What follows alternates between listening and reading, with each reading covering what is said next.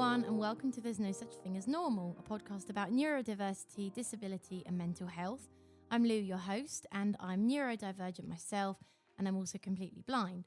So this is a really exciting episode because I'm currently at college and I'm going to do a live chat with people at the college because we're doing a little personal project showcase, and I'm going to be asking people questions about their experience of being at the college and what the college do to support them. So for context, it's a small specialist college. We've only got probably 30 students. We study music and it's amazing. But, you know, the whole series about neurodiversity and education, I thought this would be an interesting one to get people's perspectives on what this college do really well and why that works. And then hopefully other people can learn from that or find it interesting. Yeah, so our first guest is Storm. Hi, Storm. Hello. It's great to have you on the show. So if you don't mind sharing, what's your additional need? I am deaf. Yeah. I have hearing aids, which means I only might not be able to hear specific sounds, and I would like lip read and sign and things like that.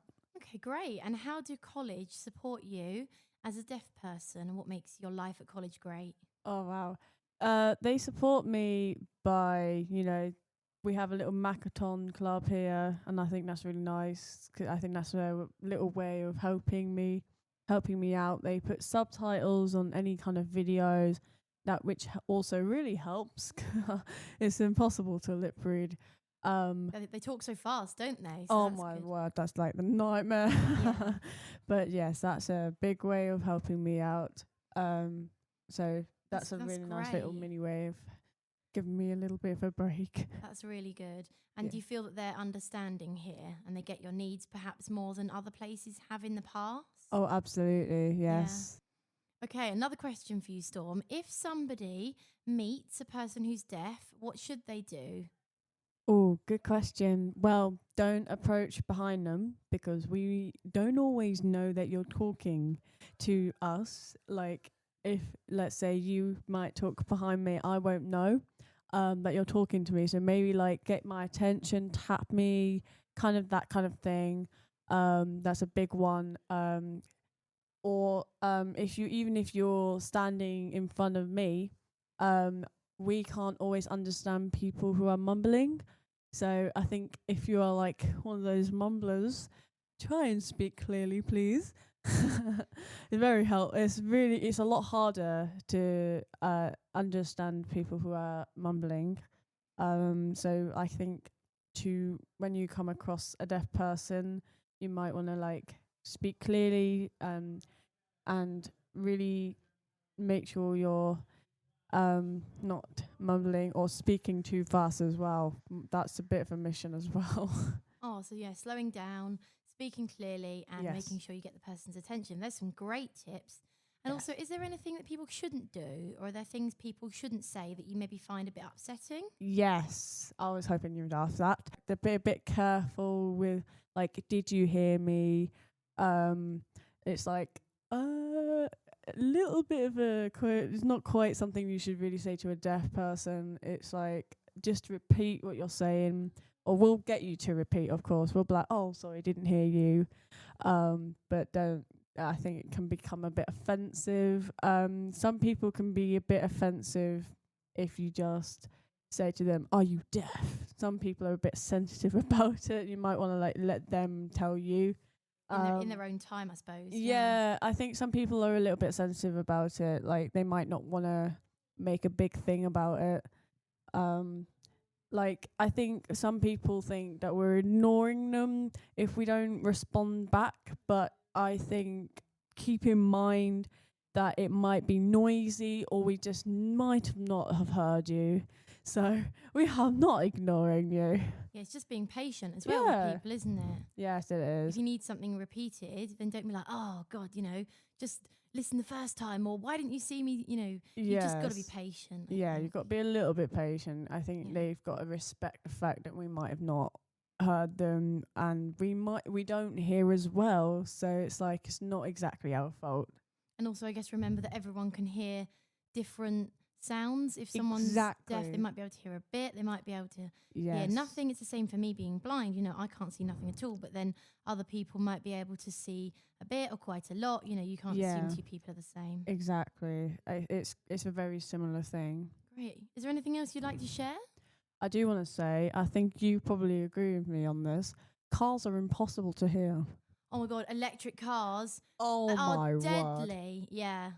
Why? Car companies, if you ever hear this, stop making cars so quiet. Yeah, I'd have to agree. I think it's hard for me because I can't see them. I mean, luckily I'm always with somebody, so that's a bit of a relief. But, you know, for you can't hear them, and then you've always got to be looking. And, you know, I imagine it's quite exhausting.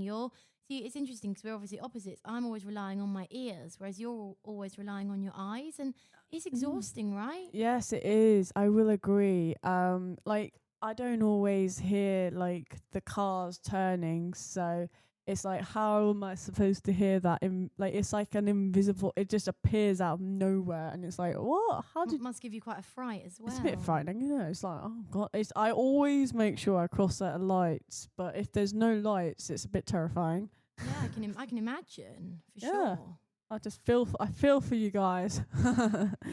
Yeah. Great. Well, thank you so much for sharing that. I've found it interesting, and I'm sure everyone else will too. Yeah, thank you so much for having me. You're welcome. I'll have you back soon. Okay, hello, we're back. And this is Maria, who has been guest starring on Lou's podcast recently, Lou's teacher.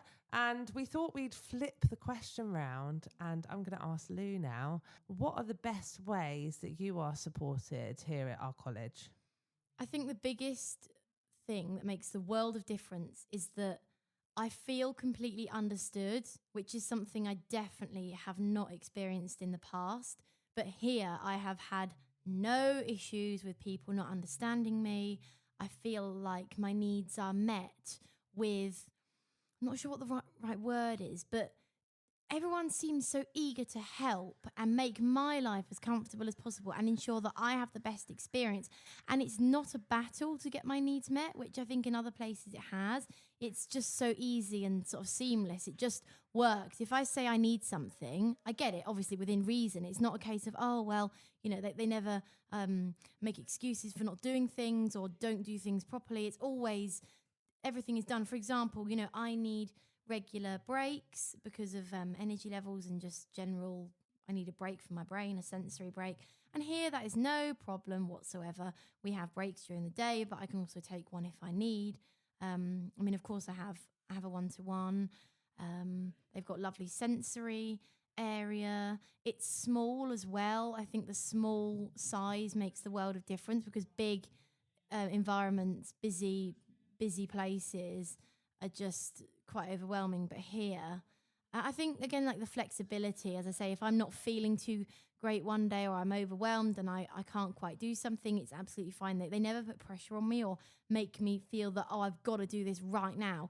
And also, you know, it's so great here. And I know a lot of schools do this, but they never, ever, ever put pressure on us or go on about grades. And I think that genuinely makes us do better because it really winds me up how a lot of schools and colleges, they go on about grades and results as if it's like the end of the world, but they don't do any of that here. It's all very much encouragement and, you know, do your best attitude.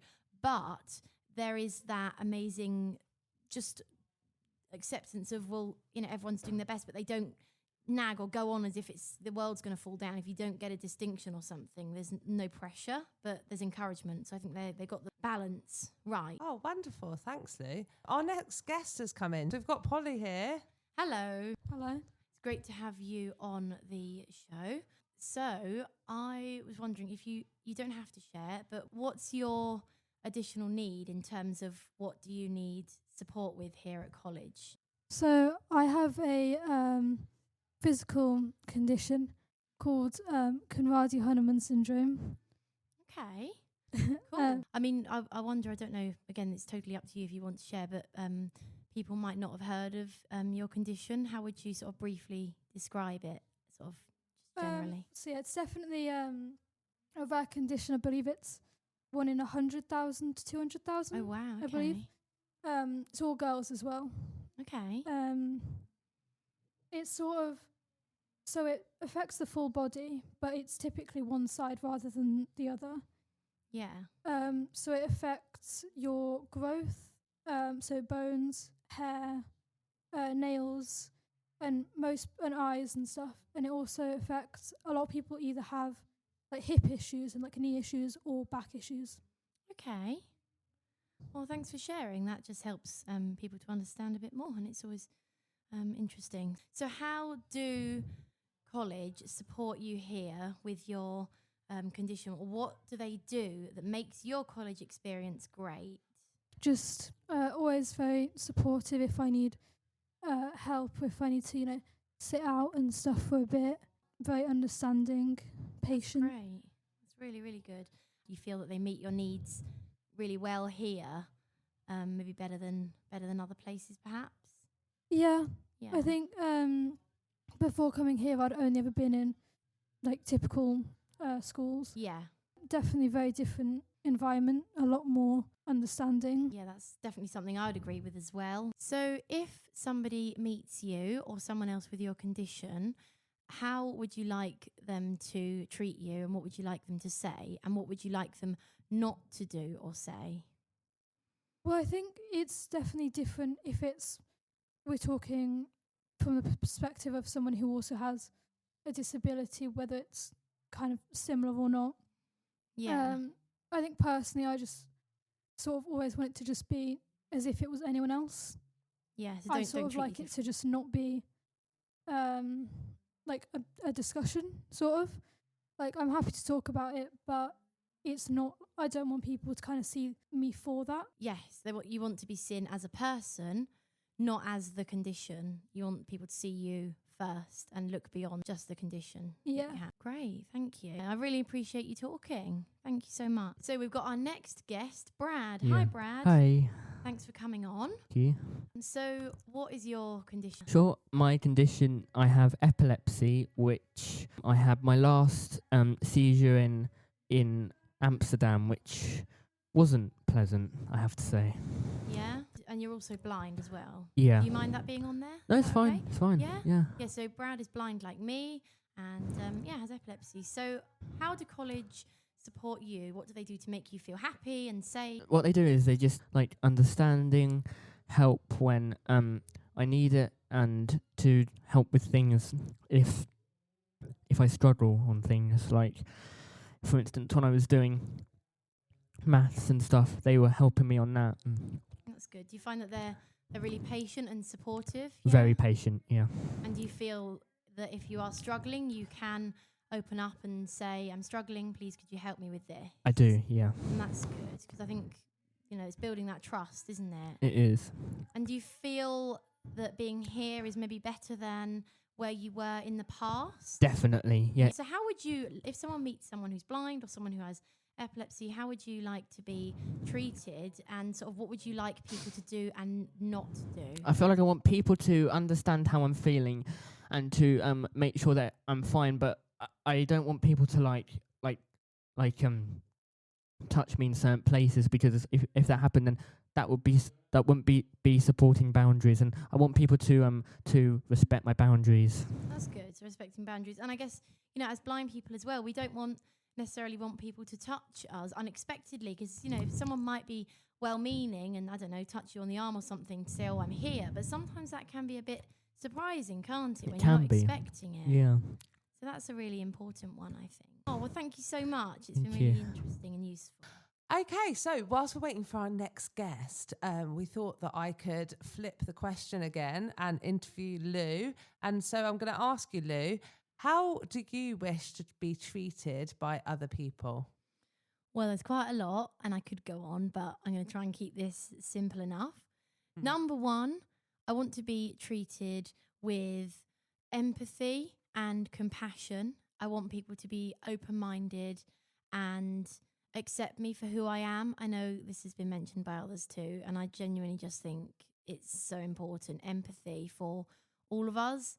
But, for us that do experience these additional challenges in life, people need to understand that life is harder and that we just need that person to be on our side, help us through, give us the confidence we need, and, be caring, compassionate. Also, I really don't like it when my feelings, emotions, or responses, or anything, are dismissed or brushed off. As in, if I'm struggling and someone's like, oh, it's no big deal, or, oh, everyone else is managing. And again, this is the third one.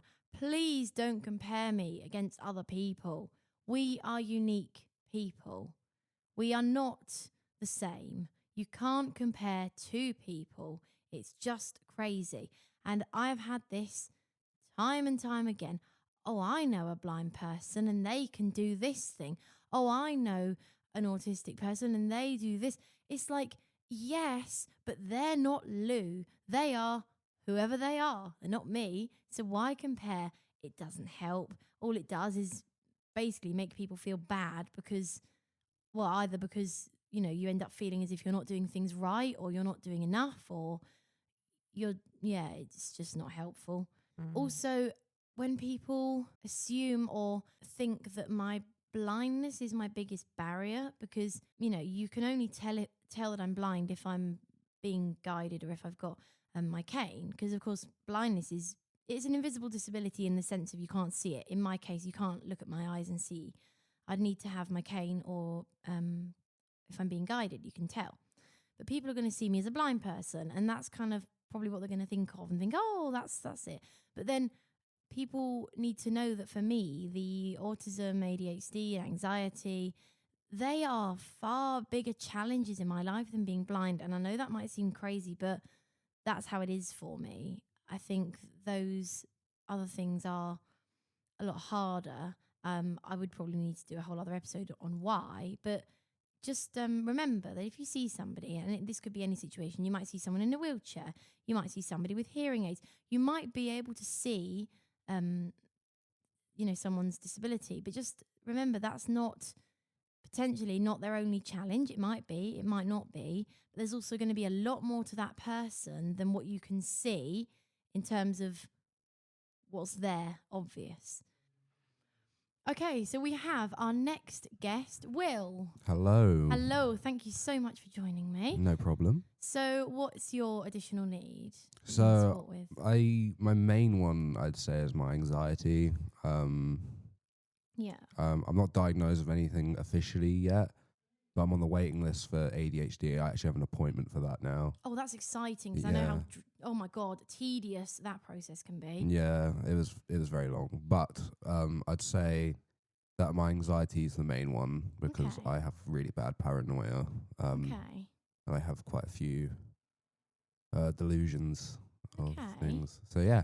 So how do college support you with your anxiety, and how do they make your experience great and make you feel safe and that you're having a good time? I'd say the best thing they do is, I'd say, proactivity. Like, they try and solve the problem before it even becomes a problem, if that makes sense. That's amazing. For me, anyway. Communication is key. Always telling them how you feel. Always telling them, when you're uncomfortable or something like that. And again, it's about trust, isn't it? You've got to trust them that they will understand once you open up. Yeah. The worst thing is when, it takes a lot of effort to open up, and the worst thing is when you do that and then you're not understood. That's the worst, isn't it? It's a terrible feeling. Yeah. I do think that's the college is incredibly good at being proactive and trustworthy is the word I'd use. Yeah. Well, that's really, really good. Would you say it's been better being here than it has at other places in the past, education settings? 100%, because the college ethos is followed not just by staff but students as well. So, and the ethos is very much, treat everyone equally, treat them how you'd want to be treated. 100%. And it's just... No, I totally get that. I think it's all a joint thing. And also I think we feel equal here. There's not this hierarchy. I think in education there often is this hierarchy. The teachers are better and they're almost looming over us, and we're just the underdogs or the students. But no, here everyone feels equal. There's not that sort of power dynamic in a way. I don't know how to explain it, but we all feel worthy, and we're here to learn. The teachers are there to teach, but there's this mutual respect. I mean, I know that's probably because we're at college, but there is, it's quite unusual to get that feeling of feeling equal. I think I was gonna say valued. one thing that I think contributes to that very subtly is calling teachers just by their first name Yeah. and not Miss, Mrs, I Mr. always hated that. Yeah, Did you? yeah. It's I don't know, it the just amount of feels- times I'd say sir at like previous colleges and stuff, and that automatically instantly puts that boundary up of I suppose they're above. You're sort of yeah, that like you're talking up the to them, authority almost, if that makes Yeah. sense. It puts that boundary there. Itself, Yeah, really. I just thought that was one of the first things that I noticed when I came here was that teachers want to be called by their first name, and I Yeah. was like, oh Yeah, And then it's really nice for teachers too. yeah. So how are you feeling about your ADHD assessment? How's that? I'm feeling? so excited. I don't care if I have it or don't have it. I just want the You just answer. want to know. How long Yeah. have you been waiting? Oh, years. Yeah. Like literally years. And the sad thing is, I'm not surprised to hear that. Yeah. It's awful, but it's unfortunately just how it is. It's not right. But yeah, what sort of made you discover you might be ADHD? What got you thinking that? So I just started talking to doctors and started talking to psychiatrists, and Yeah. I just ended up getting almost recommended that I had ADHD. They were like, "Oh, this sounds like ADHD.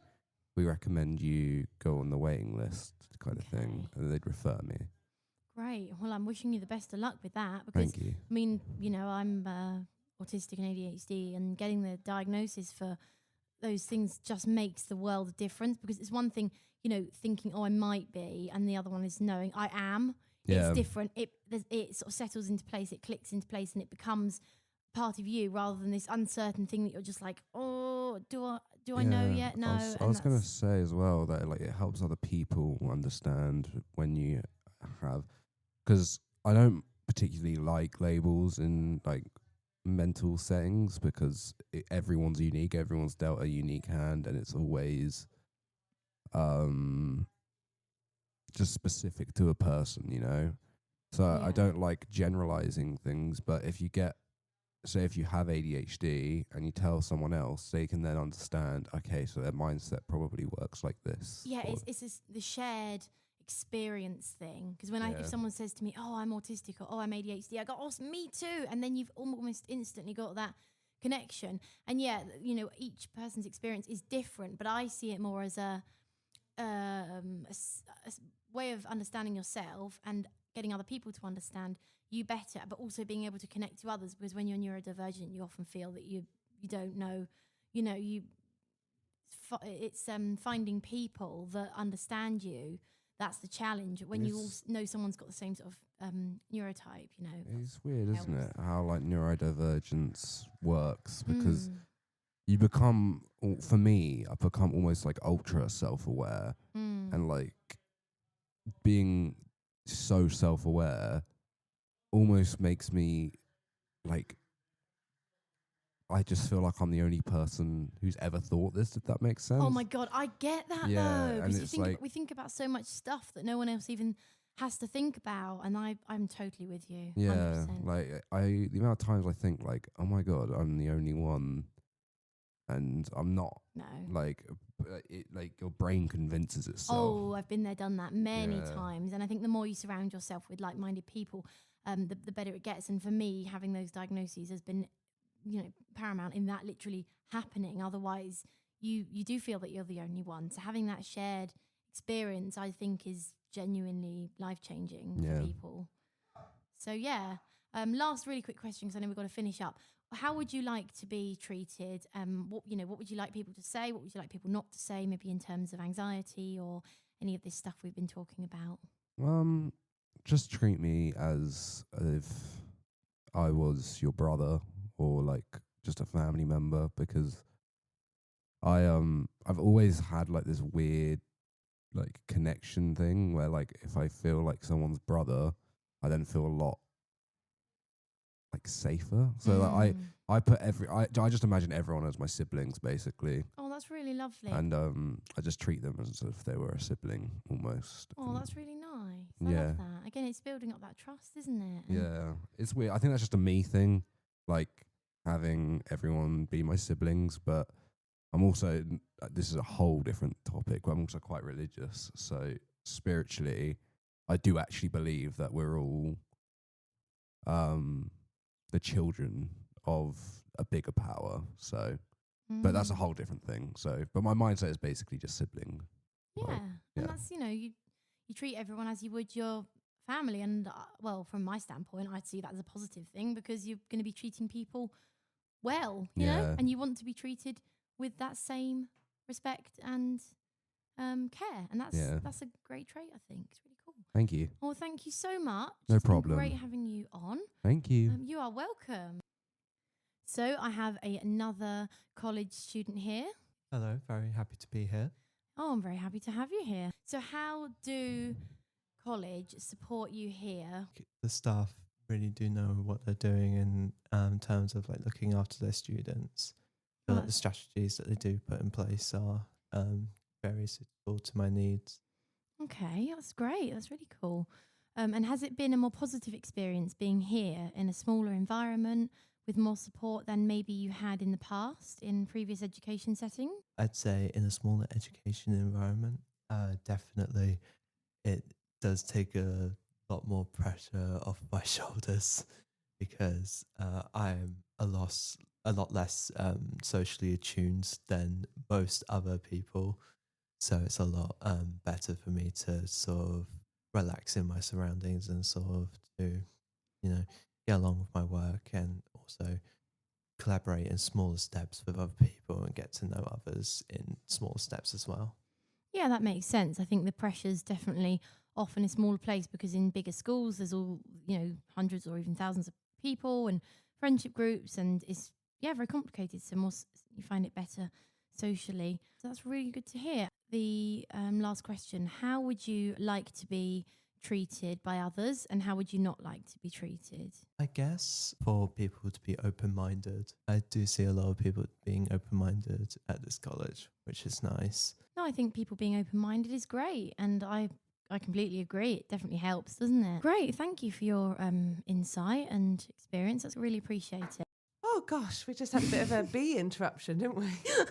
The biggest bumblebee you've ever seen. I could hear it through the microphone. I was like, what the heck is that noise?